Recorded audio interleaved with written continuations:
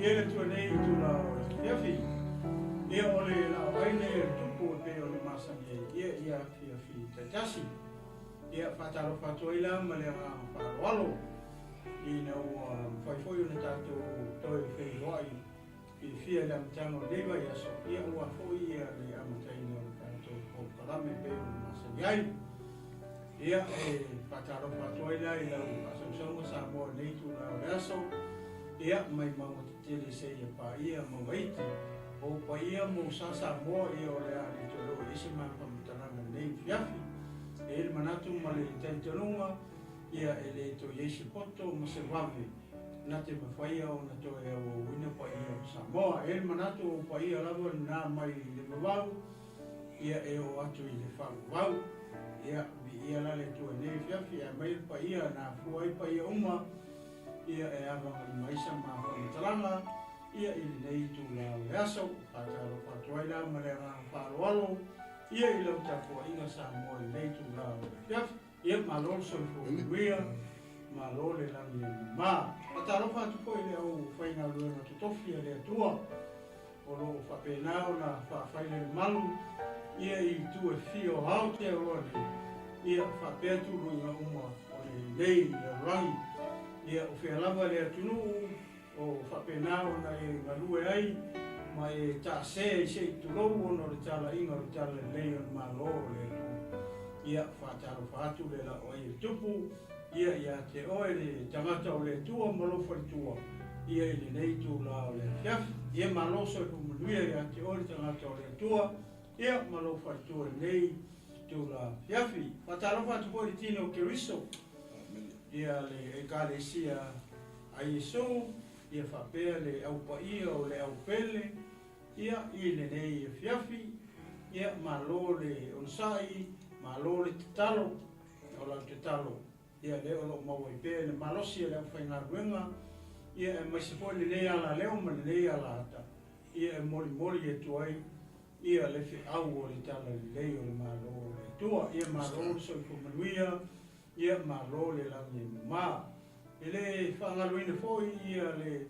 uou mapaanga le Global Kingdom TV channel ia o fia pea e langolangoina foi ia ma moli mai foi feau whamalosi feau tustusia ia e whamalosia i pea ia le au whainga ruenga i le platform i le taimi ma le taimi le aso au a lava le tau langolangoina ia o le kalesia keriso ia pataro fatua ina ia te oe le usan tu fini ia i le nei tu la o le fiafi ia le whangaruina foi na i o matua whaaleanganga pasta peretti ia mawharitua ia tisen lo whaalo ia mesen matua i ngalotu ia i nei mangele le alofa tunoa ia pataro fatu i sio matua inga lotu nei tu la o le fiafi ia malo le te talo malo foi tapuai o lau te talo ia le o lo maua i pēr le malosi ia whapenao na whaatau nui nai nei te ute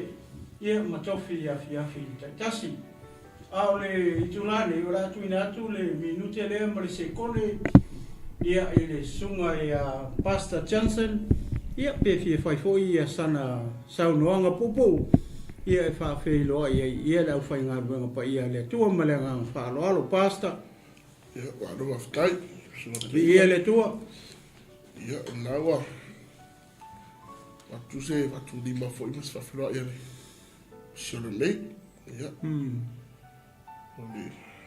ole lea ia ole anganga ore waftai man whamalo ia ole ua mau whenea wano tatu te wheloa ia i lunga ore ia le tua talo ia suswani mai lea li sato pukalame le fiafi ia tele la walo ba fonga mai ma ba futa mai se foi lo talo mai ma ko min mai ya nga le foi le ia ma o nei ma po kala me le missionan ne fiafi ma do faftai ia faftai pasta ia ele manatu male tatonunga sa mo le fiafi o la tato nga isa o lo le tato pasoa o le nawo e tanga ia ne lunga o le skui nawo ele tato tusi o le lua Samuelu, o le mata upo e sifuru walu, lea o le a mātaratala noa toa i le fiafi nei.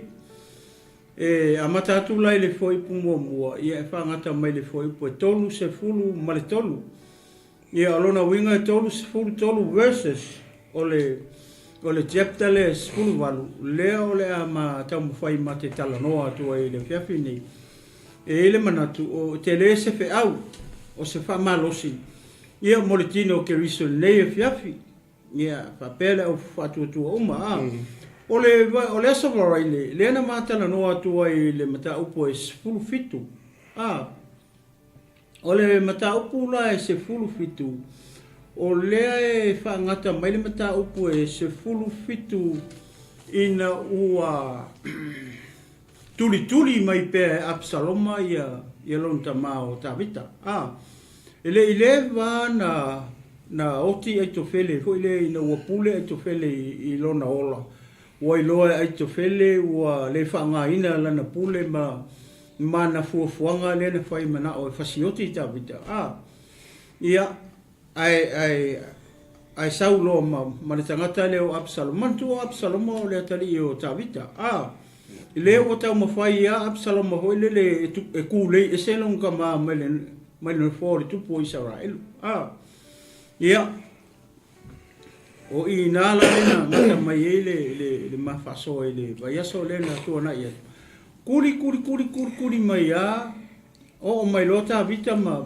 ona tangata i le melea ta o manaima o i nala lena na nofo i lota vita ma ona tangata ai o kolosi mai ia le ioritana o mai lola i o Absaloma ma Israelu sai ate ia o mai loa kempa i na lesitu o le vai ai ioritana o lea la wo fa mautu mai lola ia ta vita ma ona tangata i le ai le ta o manaima la o ina le i tangata e tolu lena o mai feso soani ia ta vita po tangata ia lena anga le nu ona ua umi tele ia umi tele tuturinga umi tele ona savali mai ta vita ma mona tangata ua vai le nu fia inu le nu fia ai le nu o ila ile aile engoia manaima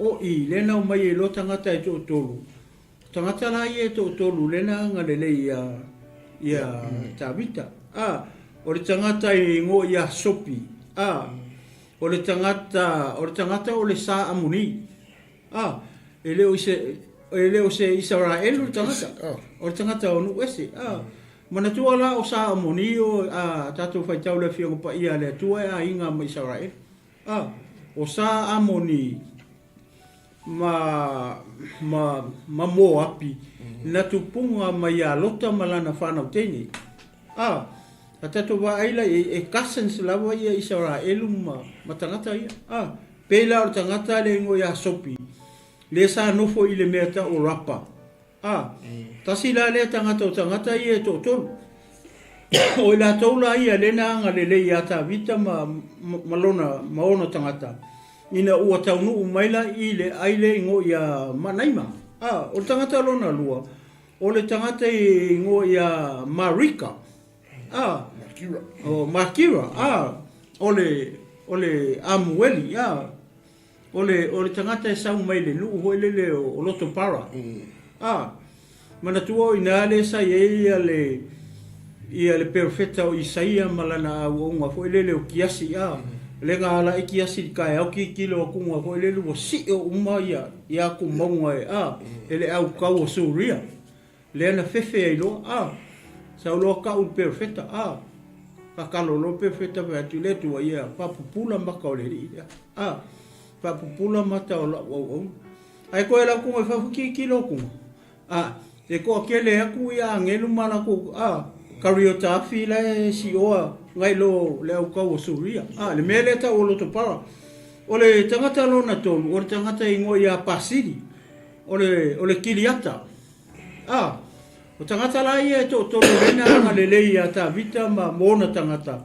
ina ua tau nu mai le aile ingo ia manaima o la toula la ia nga vakua me ai o susu ko o susu malo so sko ai ngā mea ese o moenga ke lopenga ba ko mingi fala nga vai kai mi ve ka polengi o angi mea me ia nga lele ia tu tanga tai e to a fai kau me ia to wala fiong pa ia le tu se fulu fa le mea to inga mea ese le na o tu mo tanga tai e to malola to mafa fau wa vai le o fia ingu fia ai me la le na o tu e lo tanga tai e to manga le ia ta vita malo mona tangata watu yei mea ai o mea ingu o moenga o hako o ipu po ile fa ngai fa yei mea ai mea fa pena o ila lena ngata mai ile mata upo fulu fitu lena mata na no atu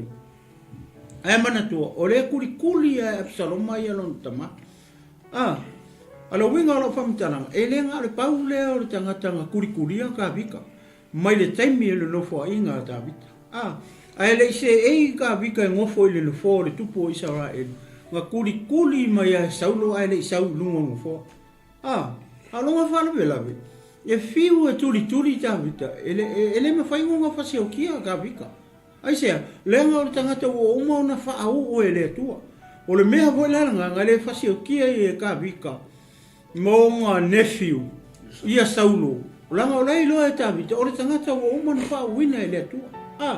Na mana na o ia apisai ma, fasioti ia Saulo.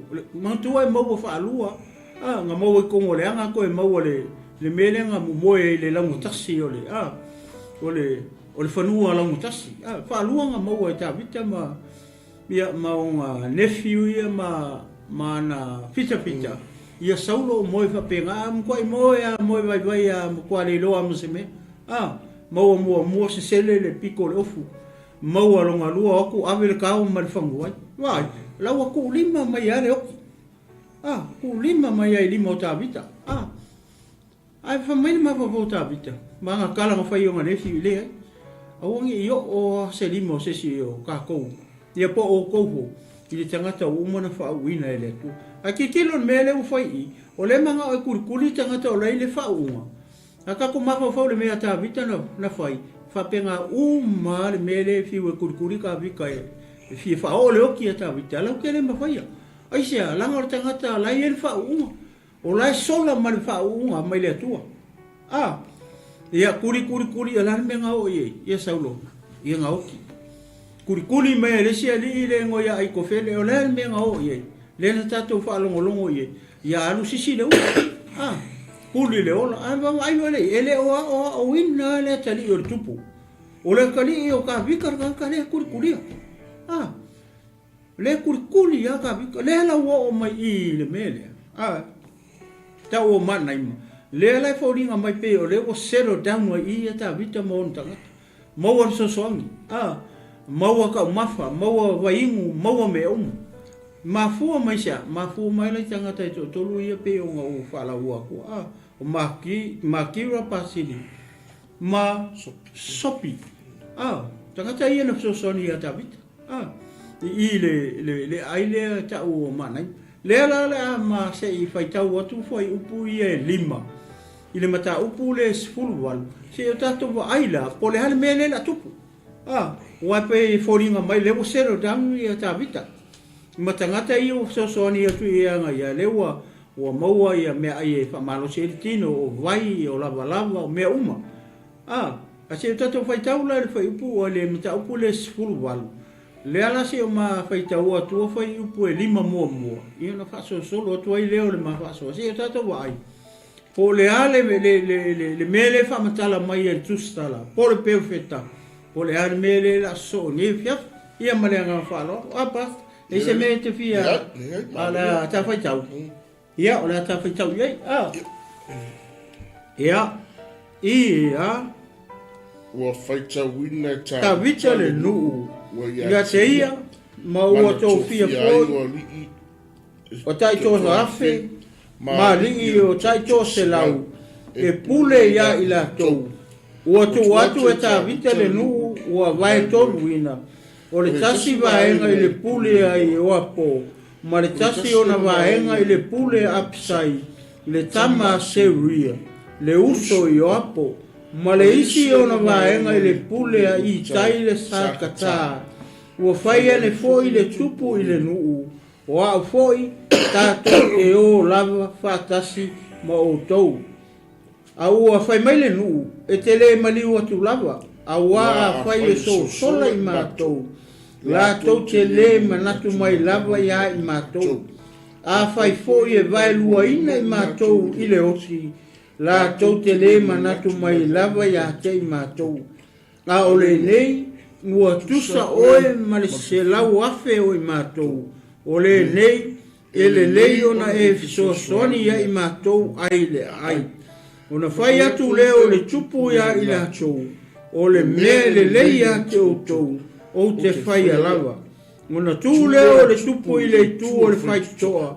Ga ua atu le nu uma I au taitoa se lau ma le taito afe. Ua whai atu le tupu ia I o apo, ma apisai, ma I tai. Ua whapea, ia o tō anga malu I le tau lea o Absaloma, ona o au. Ua whalongo ai le nu uma, ina ua whai atu le tupu ia li uma, le upu ia Absaloma. Ia, lea lau e whalongo iai. O le mea mua le ina ua uma ona ai a tā vita malona nu. Ne a maka mai hai. O lale mea le ua tātou wa ai anei. Whai mai ua whai tau e tā vita le nu. E le ngata ina whai tau e tā vita ia le nu. A o lea la ua whaatu langa lo le ngu ho ngale. I le group, ma le group, ma le group. O lona winga, o lo o atangia mai ai I. Foi lea, le mafau fau o tā vita. Lea lau o amata o na fōringa mai. Foi lea pe wa iei le se mea foi le mafau fau o le tupu. E ta tau o nga in order le leia. Ia le nuu ma le a. Whaatūlanga le le nuu le mea tau o na tūlanga. Ta tia mai iei le nuu. I se ta tianga le lei o na organize. A lewe mai, e tolu la tangata haia ngā vai e e taito afe, taito selau, ia le lope lisi pe taito 5 le anga e tolu ia taitai le whamatala mai o mua, o yo apo, lua, o apisai, o le wali ia, o whanau o le tua whine o tā vita. Le whawhinge e ngoa ia seluia, le tau mai ai, a la usora I kiki ngoa ia asa elu, le mawhasi oki api leu. Mana tua o whanau ia tu whawhine a tā vita e tōru whanau tamai, tasi ia toa o Israel, tasi ia toa, tangata tu toa o le nuu o le tua.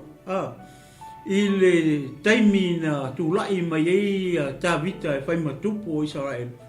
E manga ia ho, kau kei loa I ho I lea ia whanau o tua whawhine. E tutui tua le lato anko. E support le lato anko I le tūlanga lai e. Ia o se whaataitainga a tatou a mai ho I tonu o le kālesia keriso ia e mwhai ho e ona palai I se mewa pena. E manga ia. Ma nei ai o se tua whawhine o se whaife au se I tulo. Po se au auna lea tua. E ei sana whanau. La tau te supportinga ia le whai au. La tau te lango ina ia le tūlanga lea esa whaife au o esa leader. I te tonu hoi o whaala putuputonga. Te tonu o nuu ma lalawhanga ia o ekalesia ma I tūmalo. Pe a sao malelei ia le wha tūlanga ina hoi leo se mea. O le mea lai mali e hoi le paki kilo iei. E ei mana tangata ese lei e kasi a tangata ese lei ai matua le taimi lea o le taimi lea le ua rule umai hoi lea Israelu ia tele o ai o Filiskia lea lai mana tangata ese lei ka umai ei mana tua le wali o Ioapo ma apisa o whanau tu hawhine o tā vita o le tangata la le tolu o tangata le ta umai ia o itai. O itai, e leo se Israelu. O le tangata e sau mai le tribe foi le leo kata. O au ki kilo i le tala lea. Whamangu ia inga loko. Inga o wai tau whinga le tupu. O ki kilo kunga sone. E lua o whanau o na tua whawhine tangata ia le ua lead po lele. O whaima kai kai. Tolu ana tai tai. O Ioapo, o le kama along kua whinge. O Apisai o le tama, o le si kama along kua whinge. Ai oso mai mele tangata le ingo ia i kai. So ele so isa ora elu. Ele o se tangata e sau mo se tribe o tribe 4 years fulu lua o Israel. Le vai tau atu i, o le kata. O le tangata kata. Au mai lai lo o mawhau whampa au kilo mai whasolonga mai o le tala. O tuli e saulo tāwita. O kukuri e saulo ia tāwita e whasioki o umanga. O umanga whaau o Samuelu e whaima kupo o Israel. Kuri vai a kunga ka wika. O mea mahasei mea. O le mapo o le malolo sau. Kuli a kui lea ai, kuli ange lea ai, kuli ange lea ai, kuli mai ange lea ai. Ngai i ua ngā alu ka wika ngofo le wau. Ngofo i anga o papa maunga malafi solo i maunga. Ai sea, ua fo i lea ua makua i wā ili mai saulo nguu maa ai o Israel. E fia maua tā wita. E whasioki ka wika. A lona whainga tāpo, pe o mawhai au. O lai halu tā wita ma le whau unga. O lai sola ma le whau unga mai le atua. O lai sola ka wika, a lai ele a o le atua i lunga. O whea le me halu i ei tā wita ma sola i ei. O lai whao a o le atua. E pui ma leo tā wita. Leanga o lele i o kei mi whatau nuu ai fua whanga le atua i kankare ngoi a ka wika. O le winga ala o tala i tangata ese le i. O le maalie ma le maa nei o le foi le o le tō whinga e tā vita o le tangata le mai le tribe le o kata. Ai whai tau i le mua Samuelu mata upo e lua sipuru whiku. Sola a ka vika i ai o Israel. Ngai ua ngā whai fo tā vita i longa loko. A le sola i Filiskia e le umare kuri e saulo o ia. Sola lo makawika. Mua Samuelu mata upo e lufu whiku. Sola lo makawika. Sola lo le tribe lea. Le tribe lea o kata. Ai vai le mele o whai e tā vita i. O lewa whaka i le tangata mai le tribe lea. Ai sea. Langa lai lo le leia e tā vita leanga le lei o le kupu o le tribe leanga i. Sola lo i le mele ka wakata. Alaku loa alu i le kupu i ngoa ia maoka. Po o maoka. E maritua le taiminga, e whai ale tupu o le tribe. E 5 tribe o Filiskia. E 5 foi o ngā kupu. Ai o le sifi o le koa 5 o le tangata i ngoa ia koriaka. Leanga mua tūlau, leanga mua whasioki ka wika, wawai ese leu. Mea ngā lai ngā alu ka wika i lalo wangu sama maa e 5. Ai sea, i lo le leia ta wika. E kofu ale tribe ma le koa. Mea ngā lai ngā sama maa e 5. Ia ngā pāle maa mua pa u i lalo le koa siri leo koriaka. Kikira kunga ka wika. Ai, wale koe loa aku se tangata ngā le pefu wale mea lai loa. Karikama pe. Iyo. Sara vai puna e kasi karikama pe. Au wale igisi. Iyo. Pangi. Ua pefu a kone mea. Au pefu a koa. Wale loa kusi kaka ko makua la ua eli ya kaka ia. E su el mea ola. O ila. Ma ngai o se mea le ama ilo uloto ngau whai kau le kana. E sa o nei tangata o tahavita o se kangaka e kumulonga loko e mole loko. O leo manga kua e ka wika le mea le tupu le ngo ia mauka po mauka. Ngā ka lia ai o le mele ngā sola kua i ngaua kuri solo e saulo. Ngā ka lia la e tupu le o le tribe le ngo ia kata. Ma le ka li la o le tupu lea sa whai woma. E ngo ia a kisa. No wholota vita i e tau sanga mama singa e wha. Whai aku loi langa wole o a kisa rea ka li i o moka. Wha mo le pe mo singa whasifangua e ngofo. Malonga ai. Whoa i loa i ai e le ka li i leo le kupu. I e le ngu po le whasi. Ai le po le ai voi.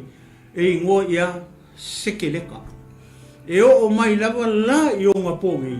O lai ai a le ai lea. Ai wha mai. Lea pianga pa ia lea tua. E kau o le ai o kupu. Ai sea. Mafua mai le fōa ia. Mauka. Malonga kari i leo a kisa.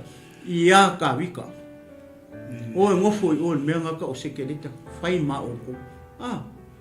Ia. Ai o e lai e. Le winga rau talo o koe fia fo i le merea. Onga o le mea sahanga le lei ia maoka po maoka malonga kari o akisa. Ia ta vita fo ai le faswangua le ngoia sekeleka. O ingala nga ngofo e ka vika. Se ia o le kaiminga oki ai saulo fesili loa. Ia ta vita i le tua o ke koe fo i e longu. O ke koe fo i e Israel. Ava mai le kua i. Koe fesili ka vika i le tua o fele ngu o Israel u ke alua. Ia whasingo mai lo male ngu le ngā halu i. O vea. O hepe rona. O hepe rona nga a makainga kupu mai i ka vika inga. Se ia o ngai United te uma tribe fululua. Saulo maka vika i le mele ta o Jerusalem. Lenga sau konka le mele sa ngofo ia sa i puse ma i le mele. Leanga o i ale mea lenga nga kofi e le tua. E ku uailo nga suwafa e whaua. Le mea le ta o Jerusalema. O le winga o le upulea o Jerusalema. O lea. O le house, the city of peace. City of peace. O le ale mea le kau ke wai e kunge i Jerusalem. O ye se peace. E mako i le aia ma se mea kau o se peace. Nga le kau. O le ai le kupu, o le ai nga filifilia e le kua kua e longa suwafa e whaau. Pa mai leo Isaia, pa mai o le i oi mata o le tua le mea lea ka o Jerusalem. Nia la, ko konu lola tangatai. O le maangai ala o le mea lea. Lea la wa sa ungi loa, e o lola e kau ma Israel. Le i lalo o le taitainga, alonga kari. Le tangata le ngoi a Absaloma. Le fai mai le fasifai tau le, umanga o le kupu e o. E o ma le wari e kau. Ai whaku i tangata, ele manga o i kangaka. Ele manga o kangaka e o makawika. Wa ai e le mafau. O le tangata po i le loyal i longa kaikai. Ele manga o e o le kaua ke ua hoki ka vika i o. Kilo le ratio le whaakusa e tangata o le ngu ka vika. Oki ka e ta vita e fia le afua i o friskia e mwhai. Ua vai e. E ka ua kele la le ola o le kupu. E le kaua alu le kupu le kaua ua a oki lo le kupu. I alo wingo whasala lau le ngu. E tu sa o e marse fulu wafe e mato. Si. Iyo e. Rongo winge tu sa ta vite to tasi. Marse fulu wafe o isala elu ai hoki kaua. It's worth 10,000. Ia. Pero fingin le singa fa fingo fi. Ia. Sarawe mai era wari. You are worth more than 10,000 soldiers. Ma ia le loyalty. Ma ia kele. Pe o le winga nga pasta ko le ka uwa ai e. Fa mai le mu, risi me manga ia le fa mai le mu. O nga kulia la ko e. E voi le Israel. Fa mai ele ma fa tangata Israel. Foi le i tangata o le mu. O manga ia le me pise mystery. Kasi ia le me le va ai tangata ngar kupu. Pasi ia le me lai e mu mai tangata. Po fen me lai le kupu. A oki lo le kupu pe pa u le kupu. Yo mo ki ngoa ia wa malo la ko. So la o me lai try e ho ia. Ia le tu taua Israel ma malakari o kupu. Ia su e po fe i le au kaule e kupu le ita vita. Ele o a kau ku le kanga ka pe fa penga. Pa wa me lai look forward i tangata uma o Israel. Ia oki kupu. O ai pa u lo kupu anu lo markuria. Ngale nu o ta vita kai pe ia me le mau e a koriaka. Nga pa ua ila lor ko wa e ko ka vi ko pepe uma ka fa pe nga no winga fa spai tau le ya kia uia so le fa mai ko le e sili lo ngofo sili lo ngofo le ka wa ya o ngore ba ai le a tanga tole no nge ke wo le ka ke wo ku wo ki el kupu lo winga a ki el kupu winga wa le so la ko ka o le so la TUPU le se lida o rongo winga e ka mai nga e ngo malepe ma sala lau ia le ainga o tawita po le ainga o TUPU pe o le ma ngai nga o le mele ia nga kalia la le kupu ma le mera iyo o le wo fa ia le auta si le lo maro ia amen ai li fa pen ko finga ia itavita ia fa pe fa ku ala finga o mai fia na tupu fa mai itavita o le mele le ia auto o le mele tu amen amen nga tala bunga le o le itavita o tu ia ai va fai o le tu wo mo fai ona fa bo la lo no o nga taking ala advice amen praise the Lord ola na uta wa le mo fa la nga tofi ia si vai nga le o yo si vai nga le o upside si vai nga le o check was me go ia o le trata esi ia wa ma ko pe le mo fa makala we ba ile rofo ka vika le choiple le mo a mai ar ka le i a mai ku esa lida o le me fai ke le lo ia wa man tu afa o ele va ai istangata 𝚟𝚑𝚙𝚢𝚘 ye le loyo tu ia le va ai mai was ia i tai a te tai de si wa nga le mana ia na de tapinanga le mo fa nga tapinanga o yo tai ia tofi ai fa no ku ia tau de o la fufiat o le mamla le loktori o tai ide amen ia i mana o ia li paisa mana o front row ia mua ia mua ta as a king as a leader te fi o mai funa lokto tamai pele taua o lokto tamai ia e fa mua le tata no for your safety sili pe fa ta kapua ia le sili tai lo takwa ia poi mai ia o la se be o ni kom fai nga ma ko kau upside ma i kai o ma ko pa ia pore ia ya ta fit mai ia le a fa mai no ta fit okay lapo upside i tai o le me le auto o la fai ko mama ia eu vai aqui ia vai tu amen po you leo tu tino ia upu nga sawa nga mal la moto wa ia upu ia po you leo tu tino mal la moto wa la makta po ia mo au muri au eu vai ia ma maongi ia kore ole ala ia fa la ola ele mo ia ya la mai le wia manguia ro ko manguia nga al que mira fa di fo o yo apoia i tai fa o fa ia a hoela nga so ro vale ka vai pa ia vai apa ia o to ia o me ya ka que no me ia fa yo o to fa me la que vai nga la po ia ni mo ia sai oi to la ko sai ku ngore o karong oi to ia fa no pa ia upside ia la ko i sai pero no la pero no vai oi la to e vai no oi i tai al que mirar mo ma fa na lo to ta vita ia e mang bia ia lo we file mu le nga le sa pia lu kawa fian ia fian kawa o ngo lo to fa tai ta ma ngai ke le mele we sa mo i pasta le ua fa kafar pupu ave fa mangu yang kasi la nga vai nga mua ole o le mea ngā lainga fialu le kupu. Mga whongare, he wants to be lead. Le group.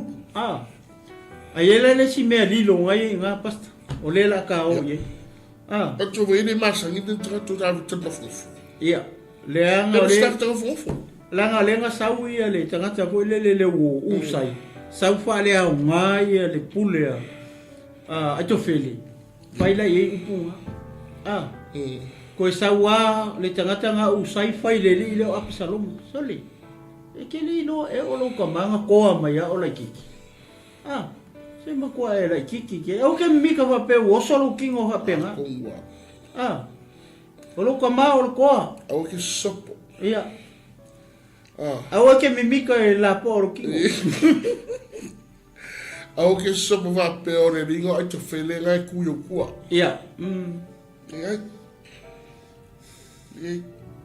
Moi loe gisi oi. Ke lo le loka o kongi Israel. Ke lo le loko ma. Wa pe ia le loko le ugosa. Moni. Wa avea lang kolo ai. Ape nga umariki nga loko ma oi. Leitai. Awa ke fie ula vale ke le kiki. Le ngaka o i kongi i Absaloma. O ka vika, ele ngaka i lo Israel. A onu uma tua oi. Masangi fo le vau. Langor koa. Ano kula a koe wako i solution.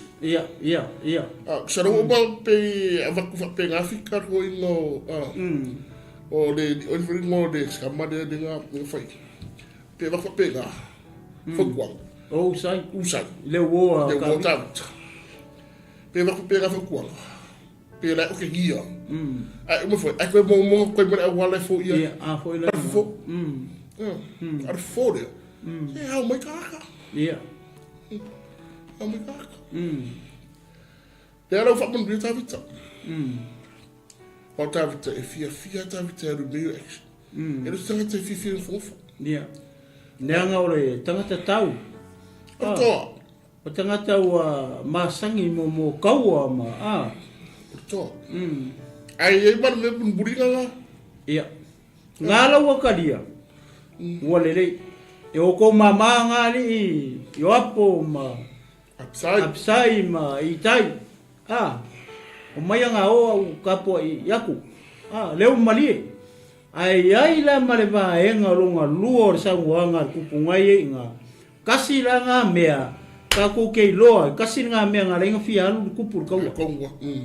O le mea kasi nga mea kongwa nga renga fialu ia ta vita ile taua. Onga olea lofa la ka vika i longa kari. Ioi. Leanga ele ia le ainga o ta vita. Po le ainga o le kupu.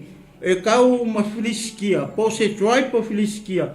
O leo e kau molonga kari. Kongola kuai. Ue vaila le utau nuu a kele mau mea i o kau nuu i upu lenga sa waina atano vai e. Ele ke ale pelu malo ainga.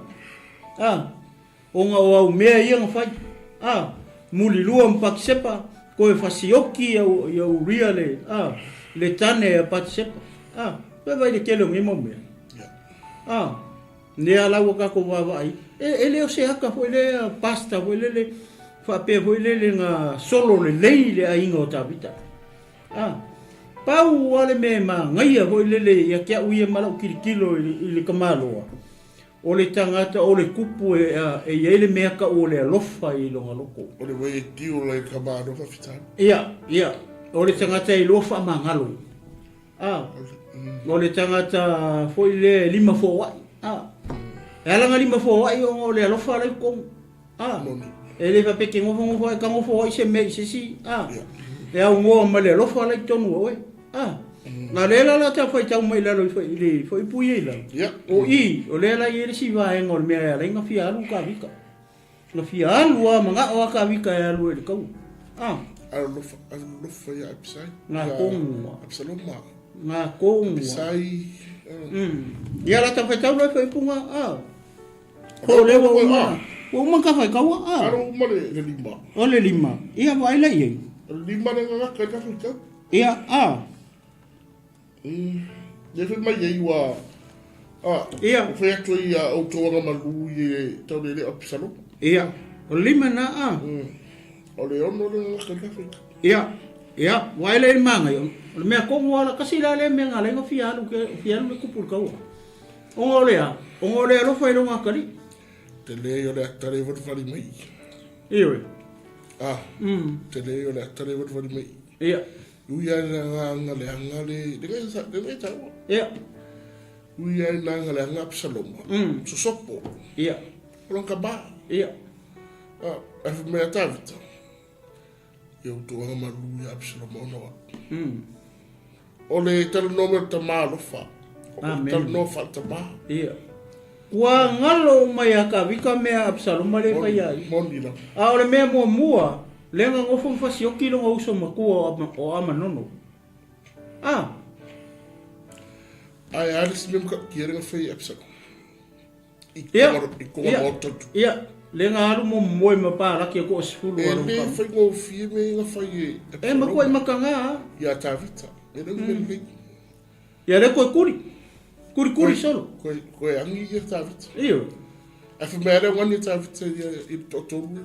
Ia ko wanga le lei. Anga maru ya onna. Te leo le tare vo me muta. Sai no me no le me. Porque leo me lo fa mangalo mo kama. Alo matia le anga. Wa fa process.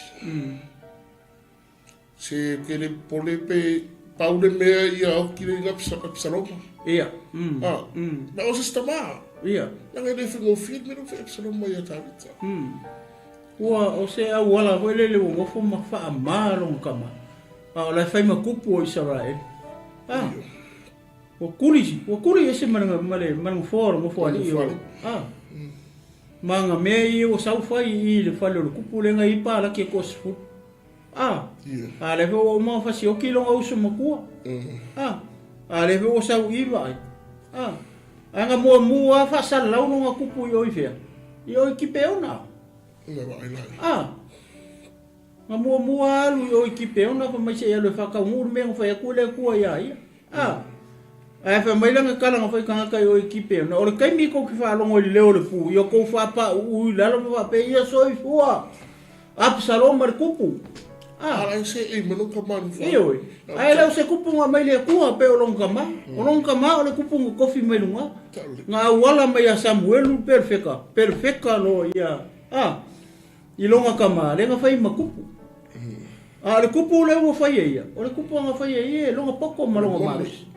O le mone oso. Ia, ele se kupu mai le tua. Ai vai la ia. Vai le. E ki nga mea tangata fai longa ma. Ka ku fa longo nai upu ia le wo fai. O mo ko le la o ka. Yo apo apsai itai ka ku nga ma o ko. Le wo umanga ave le fa manguia. Ale pe ko la ko mo se me pe o se la pa ka inga. Pa molmole. Yo ko wanga le le. Yo ko wanga lofa ya Absalom. Ale o e ka mo Absalom. O longa winga. I se si ku mangisi upu e fai ona ta pa makala ile mele. Pe e folinga mai foi le fa pe pe a toi fa matala ko refresh le fa fai ka le fa pe. Yo apo apsai mai tai. Ia ola Absalom onga wa. Ia ko mangkua mai ko mangkua ia ola lo wakari. Awangi yo o le oki lo wakari. Pu e mai ngi se o kala ko ia. Si ai. Iyo. Si mafusanga. Iyo. Too late for that. Nara umire ngofo ya apsai ya Absalom mai ko fukaka. Ko le makua umi. Ai de ai de filo. Ya le wala ya Absalom mai fele ngot. Ya le uto ola funa se. Tama peo, parece ma ho fora wali yo ya poma. Ile fika wide. Yo nga be le ka wali e fumi Ia ho era nga Ya o le loto fatama. Ele se me fai ona lata mai ile loto fa banga lo male. Loto fatama no fana. E ele esse me mali e pastale ile kala le pa ukirikilo ile. O le kaimi lenga sola i se ia Absaloma ngo fasioki e ia longa uso maku. Alu la ia ngofo ile aile ngo ia kasuri. O inga ele kupo kasuri. O longa fifingi. O le kinganga o le ile o Absaloma mata mara. O le kupu o le ainga ngo ia kasuri. Lenga sola i ngofo e. O le kangaka ngong koe au maia Absaloma i. O yo apo. O ia ngā renga anu koe amai manga o amai i. Koe amai whale lei manong kama. Ioi. Ai o le mani o mea ia. Lenga sau. Ai whakur kupu. Arifo e ngofo i ngā. I le ai ngā. Sau le ngofo ai. E le whiroa i manong kama. Ai wai wala le mea le o kupu. O le ngofonga la i ngā. Le ngā anu ai lo i oi whea. I hepe rona. Whai e loro ngā kupu. Ma whaase sele kele o kanga korongu. Lenga wako e waku lako whamasingonga malako cases i le kupu. E laku whai loro. Ioi, e laku whaase se i a loko maho fo kanga ka. Ngā lainga furi kua kanga ka ia. Anu lo whaku mailonga malo i oi hepe rona. Sau mailo i oi hepe rona whaalongo roka vika i Jerusalem malongo sau. Sola alo mutari. Ioi. Ai waila i le melea. Leo sola aku ai mai o apo o aku ai makawika i le melea ta o manaima. E se foi mani o kala apa. Wonga a maia longa kasa.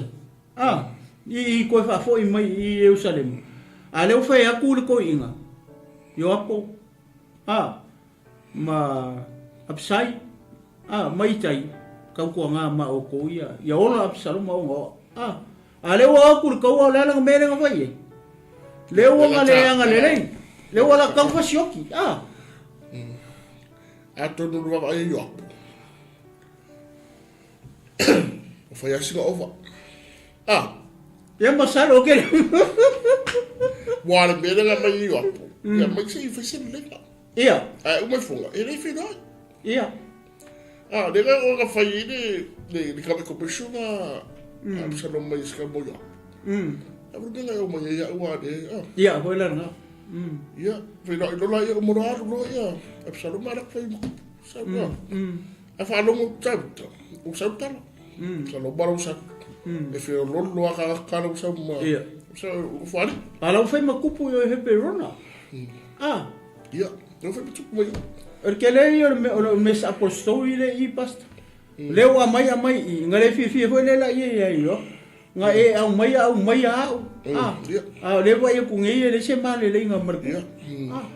O le fa mai nga ku usu ai fai ko le ai mal fa se ka. O le fa la vela ele ko fi ele ku pusesi. Nga ke fai ko cases nga. Ele mas se ko fi ele ku. Mal fa se ma fo nga. Se lo passa se ai no ngoro nga kali o yo ra kali. Ia, pa pe wale le longa mafo ko. E fai nga turn ka nga ka.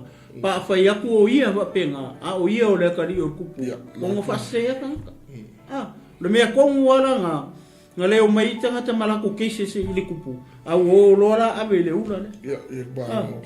Walu lo i o le mele ka o hepe rona. Le sai mo mua long ka ma. O ngala le nga anu fa ku e lo long malo. Kele o ka nga ka o Israel ngo se ai. I le ula le. Ia. Ia ka kirikilo la ia olele ia yo apo. Ia le pele wo memei. Wa mai le wo e kunga le wan le ko fo le o fa ilo ma lo mo foi tanga to. A fa lo le pu ia ko. Ko ala langa o le kupu o Absaloma. O le kupu o Absaloma. Ele fa pela nga ko e fo ia yo apo ia le muri nga muri ia ka vika. Nga muri ai longa ango. E pese ia fa o le lagona lo ia yo. E pese me wa po mai Absalom na lafa. E tu si tu. Ia. Pero lo pero na e mai. Pero lagona lo ia yo. Wika. Pe wa po mai e Absalom o lafa. Wa tu mai pese le nga mata ma wala ko. Ale la fai betama.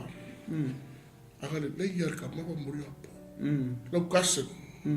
Si lo kasse. Ia ola ska. Au ola ka so pia. Nisi upu, po e mai. Mangu aso lau ko pele mapu. Awangi ngalo aso le ko pele mapu. Kuafa. Mangu aka. E apola. Wakubu fua. Nelu mga kuwe gapu. Kubu fua. Ai, kai bo fa ngaka. Makuwa ka po e maya. Maya. Mangu fa de fa mudia. Ko anga kalo. Ko kalo. Nang wenga la wa misi kalo ka vika I huar ku. Foi fere ta. Fitu de la. Via le tua. Ona fasia le I le mea o le nuku Israelu. E au auna ta vita. Na fai le fasitele I le aso. E lua sifuru afe. Ua sala usolo. Ona tau o tau I le funga le uma. Ua sili o na toa tele o le nuu ua oti I le vau I ua oti I le pelu I le aso. Ua fitai ai a pasaloma ma au auna ta vita. Sa te a pasaloma I le whalata. Ona alu leo le whalata I lalo o le tape neto fele tele. Ua na ve I le tape neto. Ua tuua o ia I le vau le langi male laro langi. A ua alu ese le whalata sa te ai o ia. Ua I loa ai e le tasi tangata. Ona ia ta watu lea ia I o apo. Ua whape atu. Whauta na o I loa Absaloma ua tau I le tape neto. Ua whai mai o apo I le tangata. Ua tau atu ia te ia. Whauta na e I loa o ia. O le ane mena I le whasioti ai ia te ia. Ia pa I le ele. Ana e whapea, pa ua watu ia te oe o tupe se fulu, ma le fusi e tasi. Ona whai atu leo le tangata ia I o apo, e ui lava ina e fua mai o tupe e afe lo. O te le whao o lava lo lima I le atali o le tupu. Awana poloa I le tupu ia te oe ma apisai ma I tai. O mātou whalongo ane ua whapea, ia o tau ne ai se tasi e mau e le tau le lea o Absaloma. Ana au whapea po ua o pelongia au e au wā. I le tupu, o oe foi, po ua e moria, ua whai mai o apo, o te le mawhai o na tātu tū pēr whape nei ma oe. Ona ia ave leo tau tolu I lona lima. Ua tutu I ai le fatu o Absaloma. A o ona lava o ia. O le tape neto. Ia, o ngā, ta amakamera I ngai whaipu ia.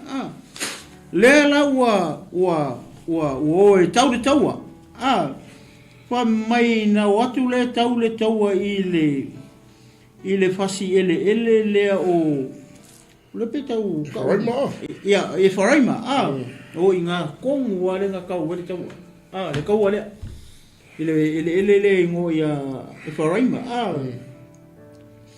Ia, whai mai lola ia. Whai mai ua whasia lea I le mea o lunu o isa au na ta vita. Mere kau ke ilo ai le paua ke leo. O kangaka makoa le isa ia ka vika. Le fa mai o sala lau solo le ka mai mala fa tangata I nga fasia I fa mai lua sifuru wafe tangata o fasi oki au nga tabika au tangata Israelu leo I United I lalo ka nga Absaloma kusa ki kilo tangata I ka Absaloma o tribe for years fulu kasi o Israelu pe foringa mai tasi ale tribe la o ia tabita nga o le tribe o yuka ile kaimi lea la ua kau lai lea la e ua hoi o lea la ua whai mele tala le I hoi lea ua makua lea ua uma whai upo tāwita le ua mai kaua au le mea lai maa lia e fasi whai tau lea pe o ka whai kaua wha mai ua whekau ia au na tāwita male tangata leo Absaloma le fa mai sa ke langa whalaka la pa le ngor me hoi le e sita unga o le Skariot. O karioka ia o karioka me le o whalata le ke e kaka inu O me inga kau wa ku fika ya I furi lo marka ka sola lo. Suang. Ia ko sola. Ya wang. Ia. Wo fefe o ai atu ma lo sikelele. Ia le au kau ai wapo. Ale la fa mai wa kular ka yoka halu ila lo ka penge ko fele ho le. Longo winga wa e mau la lo ke me pis fa pulo lo le wa sa o ai ka yoka ila ale I lunga ka malo. Ale fa mai le o ka malo e lo umi. Le lo wala we le menga la ve ka malo. Ele ila ve ngi o ofu. Ngara winga ya lu ka wa cho mo fa pengilo ko makala le ingo pa u ese la helmet. Ia masalo. Ia le po tak. Ia po pa u foi fa pa u wa ke le ro. Ia. Fele.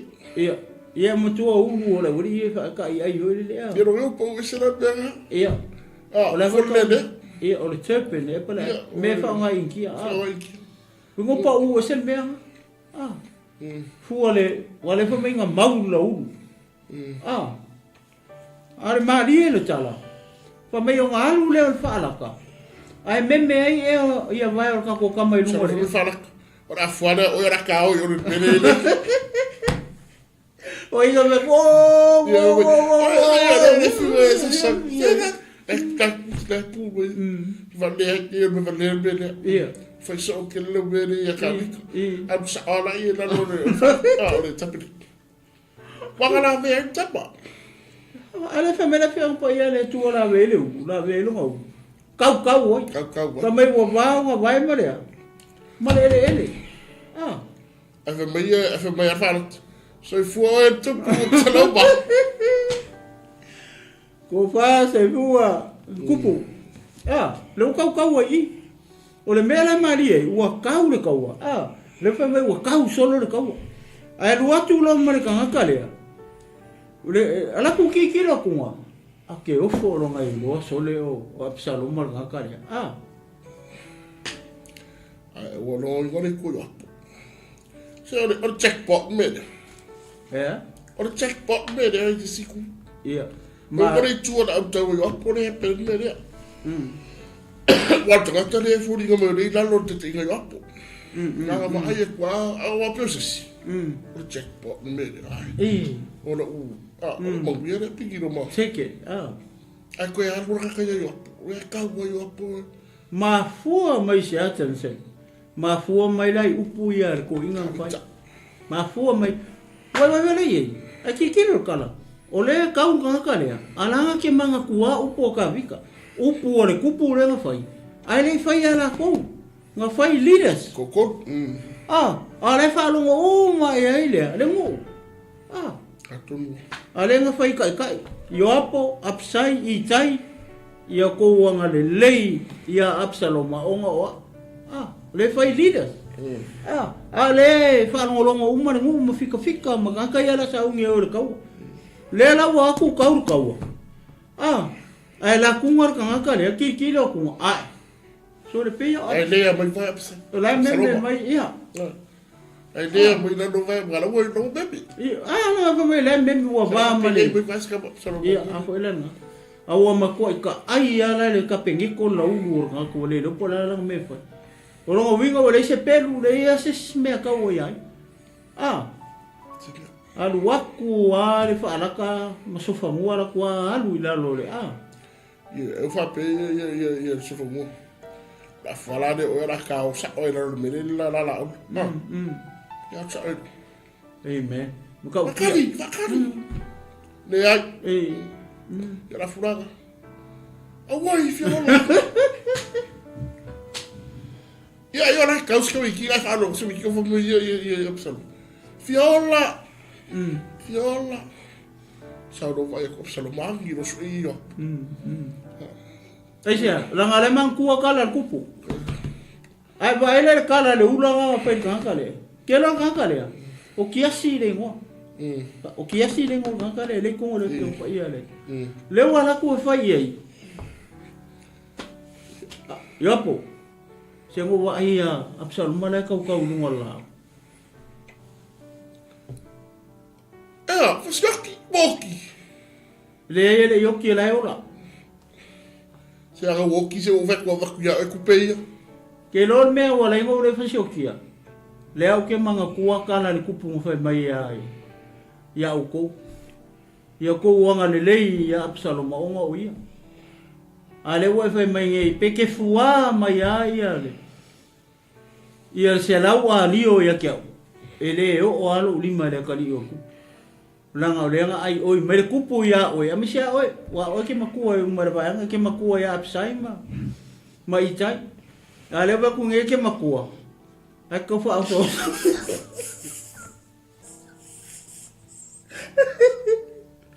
Que makua querer falar boa. Que não. Me mal que me quero ngod lenga. Fea. So me po fea. Me mal que me ai faiare. Anga fa ma ko ge kwesi. Fea kamba fea ni ka. Ki kilo ku laura ku mai o. Laura ela ngumoi ngo fua. Ala ko pasi mela aura. Ko ka wo ku le sila aura i kala. E pi o le ku ka makau. Ai ki kilo ku le ala i. La sila ba se da ku kere su. La sila ku si per fa mo kere su ya sa mo. Ya la ko le ka lu ka pengeko. Ola e ola. Mai no kau. Mai mo skau. Da aroma semua. Ola lo mele la le. Ora au fire bela erim fire. Ava fe o pulo fa mai re kupu. Que le ficar ngod benga. Ya. Ah. Alua. Que le ficar ngod benga. E lunga lo ulu le koko option. Ya wali ma bai de tau ba. Dole. Wangalo ya oe upo sko inga a. Ya le o sesi o lo anko. Ya le ba ngai sol mua ya oe lo le langorango inga lo anko. Mai anko ya foi kadi e ya mu popo anko pe o pe ko. Ta vai lá ya. O le lima yo apunga. Ah. O le lima yo apore nga. Fa o le tia. Ya Absalom. First cousins. Ah. Yeah. Ko ingalo a ko upule fa mai kupu. Olonga anko nga mai le kupu. Ar kanga kalen kau ngola a olonga kasen. Olonga kasen. Ona tali orna. Nana me u fa pe ile me kupu i. Ongole upol perfect kalen fa mai ku ona tanu. Ele ke ale pelu i lo wainga. Tabita. Ele ke ale pelu i lo wainga. Dia vai daí. Ah. Ya la kau fela lo isfai pu ya. Wa ya subi ma. Ei, wale wo manga fasiokia ya. E to wa kau ya nga velo e. Ku ba kasiaka. Ala. Iya. Ka ma ja fa. Laola. Al la ole e wo sta. Wo mau no ngore. Wo mau. E wala ola mau le u. Ole mko ile lo a po la finga pa ye. Iya. Ese nga box kiri pa e o. Au ngai fuka ga yo. Ah. Se ro fu yo po ngeno. Ka se ia piko no la uro ka. Se fa pa u yo. Pa u. Mai rona io se fa o fo le lalo. Face to face. Iya. Ka no e fa ye ni. Po. Pas. Tava pega o ava foi ava pega. Ava foi lá. Ela não sabe o como tá vendo? Ah. Vai lá de Que lor mele i pasta pa ki lor kala. Manga kua o ia le nga alu au mai Absalom mai o kasuri. Au mai i. Aki kilo ye. O lenga penga ese inga le va o le awali ile. I le mere nga kupu ya lo foi o ia la ku. Ah, le la e upu ar nga kale nga foi. Oi la ku foi mai au. Ah. Iyo. Le la nga ma foi lo nga alu oi heperona ngo foi. Me fa seka nga. Le la wa sa le male kupu le nga fa ku e kanga ka. Ah. O longo winga e o mai. Ama ko lai lo le e foi le yo apo. O le la va. O le la va malunga. Malunga kase. Iyo. Ia lo winga la ila le foko a. Mau kai e lo e Absalom mai. O ia fo ia. Yo apo ia Absalom. Mau lo nga fenga pe o yo apo. La u papa u da kam. Fa no fu se fa. Ka per ka u. Face to face. Nada pe wa. La vea. Ia. La vea. Faya mafas. Ar fenga ngai fa ele Absalom. Kanga na ko fisi kwai bar kali la vea. Kwai bar kali la vea. Ya ora ora. Sa go yo apo. Pa umaro maro. Saro fe yo apo mau ke mau upu. Nga ko kiri kala. Nga elang kala le fai. Nga fai akusi. Ya, skabado. Ia, fa mai ele fai ona ta. Fai mai. O le fai ta tu pe fa pe nei mo oi. Nga ko ngo o le spia. Ia. Sufa. Ia, ora nga. Fai mai. O fai mai yo apo o tele ma fai ona tatu tu fa pe nei ma oi. Ona ia ave ele o tau e tolu i lona lima ma tutu i ai i le fatu Absaloma o ola la tole kuku i makar ka ko faku ola e ola. Ola e e ko la mi ngoi mai vai lunga la o se sole se fa mole fia ola. E o ia lo pen foi in kala va penga. E si wa le fia ola me Absaloma kas. Kas. Pa mangalo mai. O uma ko nga kai mi Ala lime. Makua fu ya soka pede map. Makua sona ka alo ina lo. Lime kas. Efe mai ia yo apo. Iai. Ku ilo. Sa alfa. Ku i alfa ku ola ola. Pe foringa mai ele o ia se la vea o le mas pale tonu le tino. O wale mele mo ko istaka ya wa mau le umu. Ne la le ka u. Wa ka o la ka pengi ko le mo se u. Ya, pse. Ya.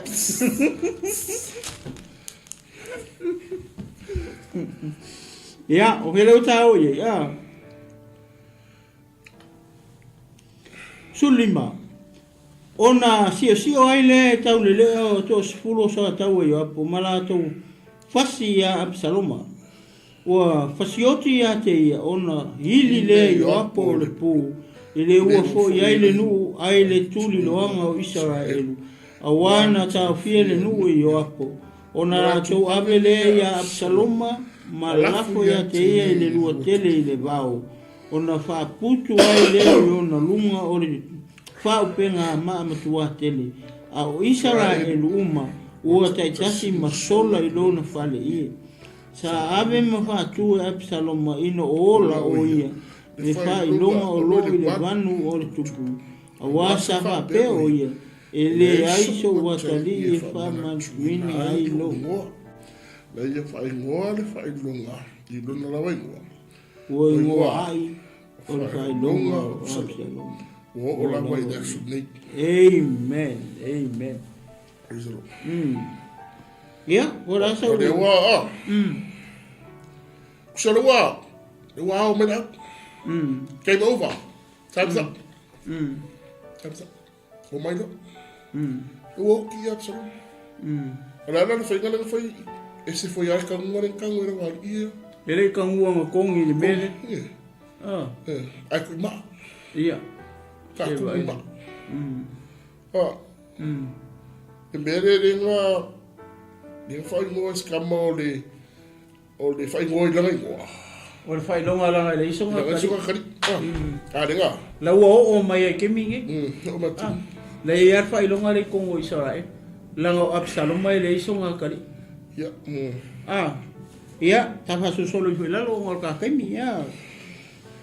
Dei lor vai ngare ngai lalo. Mana e tau fa. Ia, magai.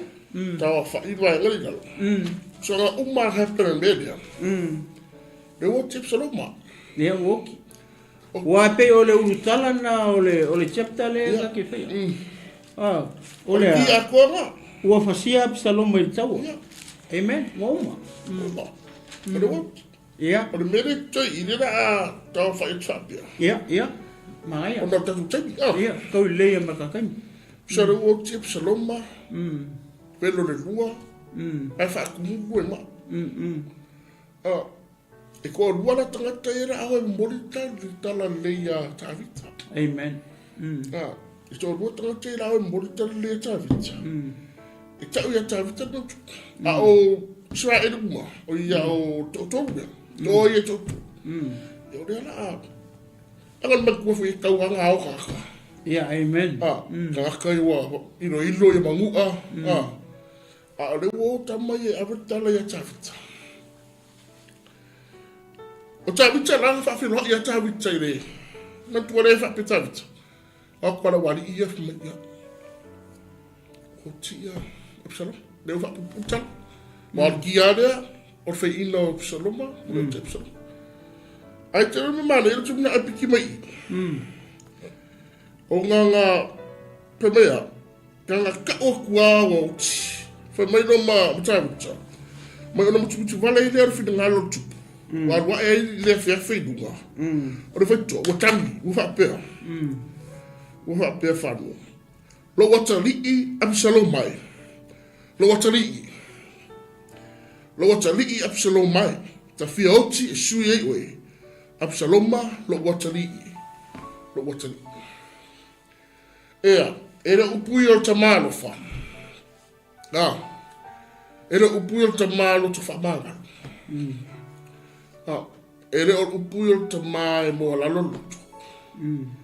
Ele upui o tama o le avea mata i rai. I tatu se loai. E moni ale tala ni na fai tawita ia yoapo apisai. Ma itai. Ia sao tama, iola tama. Ono, watu. Ia.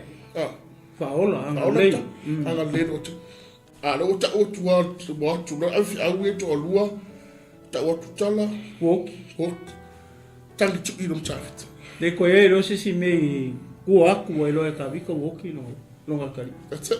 Ke mo. Oma. Tangi tu i no. Le di fa pe fa fe no titama. O ai no ti o pe wai. O i o ko o si o kia si o kali. O tu alu le fe tu tangi no. Absalom hai tafiutia sei. Amen. Rara tare ta mai.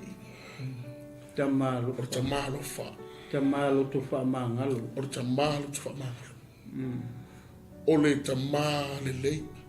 Tai le le rai. Manatu a ono rai. Amen. Manatu ono le. Ono o lana fana. Au tau wera mo se meta ua I mo tato. Fa uma te tupukala. I tato le loto lea whatamarea. Amen. O ame le anga e tula I mai. Anga le anga mai de tangata usua ke visiano whana. E lu tawina e tatu savaringa. E le la valinga yo inga lea tawita e ama I se le sona tawa mo tato. Whaangalo le leanga.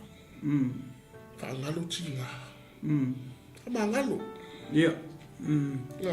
Whaangalo. E wai lai. Wa ango sisi o tātou me mo ia ya. Kong fia. Matiri ma pata oto whatau pati. O te Absalom. Ai ale tere mai I tāwita. Kangi.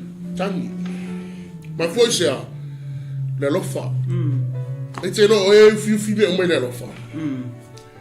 E ngalo uma me umai le lofa.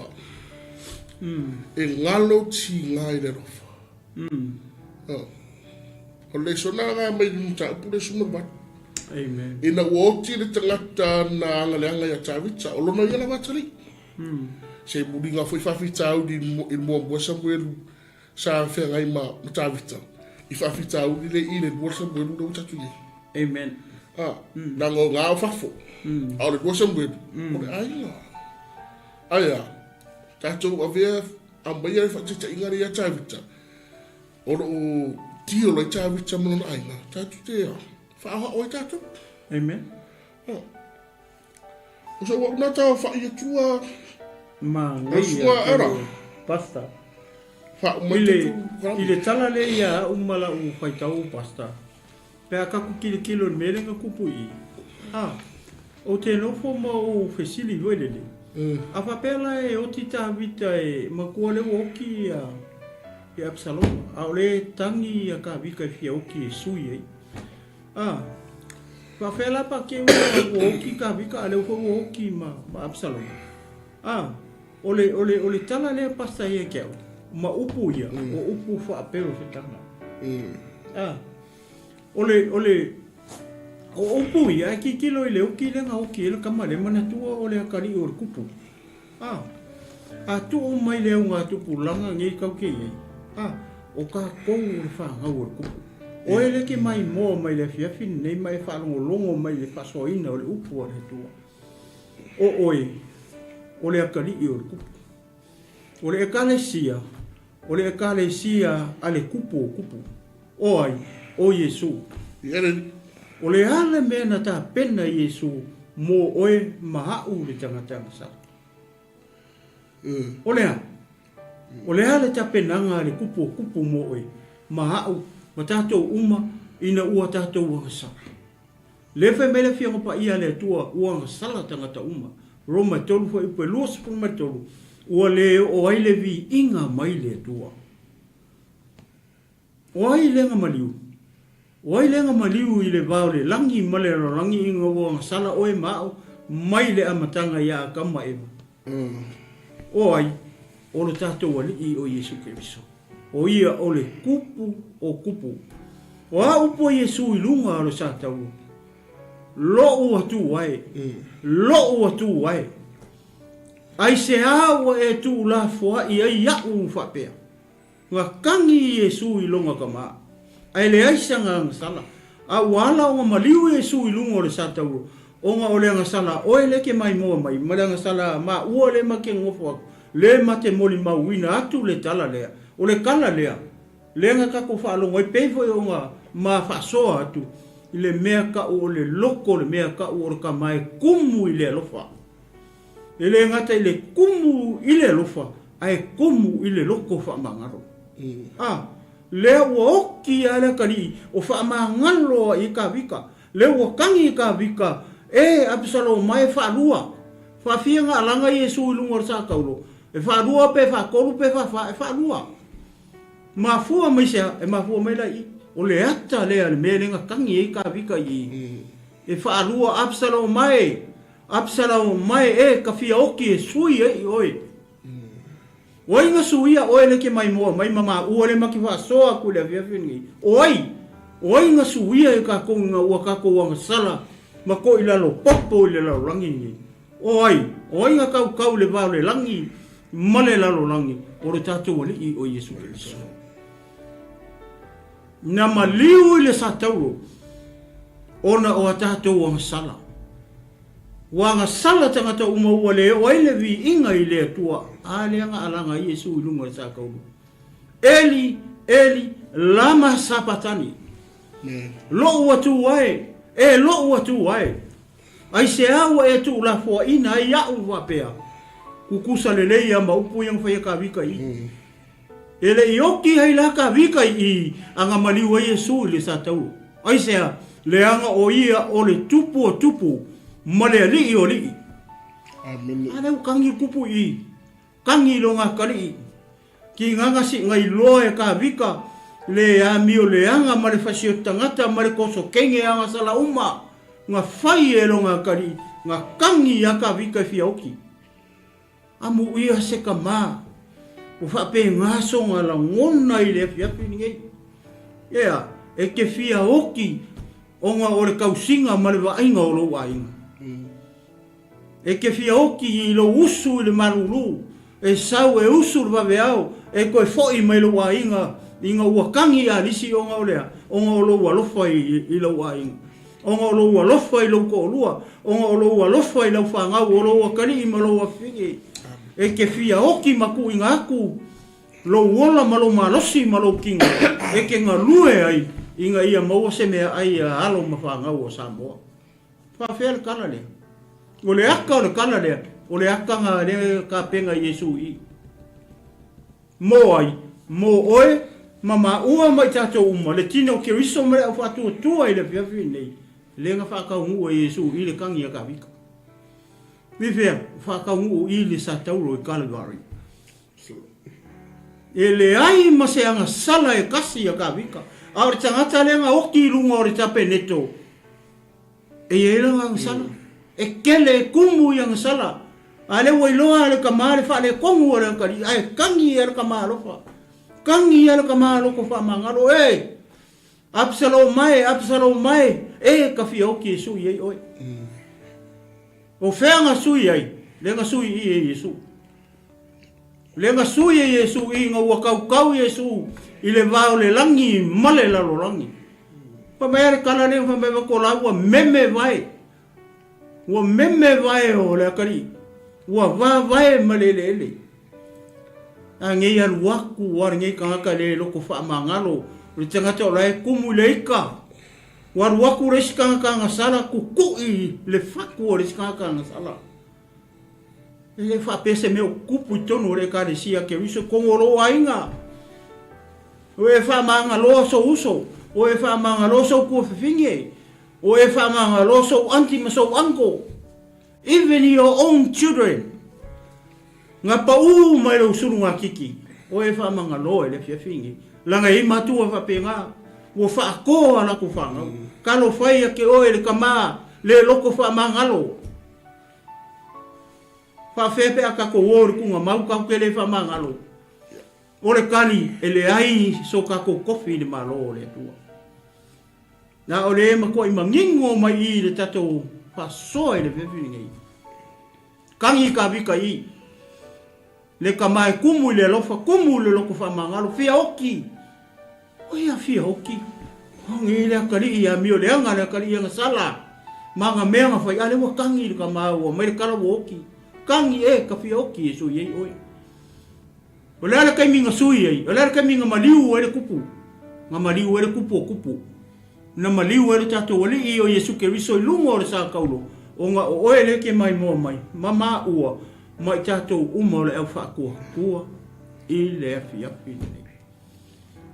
Ia tau ina ia whamanuia atu le atua i lo luko le whiawhinge i hala i langa u. Tati tonu ele o ise ato toa le mawha soa. A le so soani mai o le anganga pa ia o le atua. E mori o la na upu i o tau finangalo mo mātou loto le whiawhinge ina ia tā o so ina ai lo tātou soifua au aunga i le atua. Ma le tātou whaatali taringa. I le aso lo tātou whaatali tali atu nei ai. E a whio mai ai. Lo tātou wali o Yesu Keriso. Ia, tau ina ia whamanuia mai le tua e ala ina na upu. Ia i le awhiawhi nei.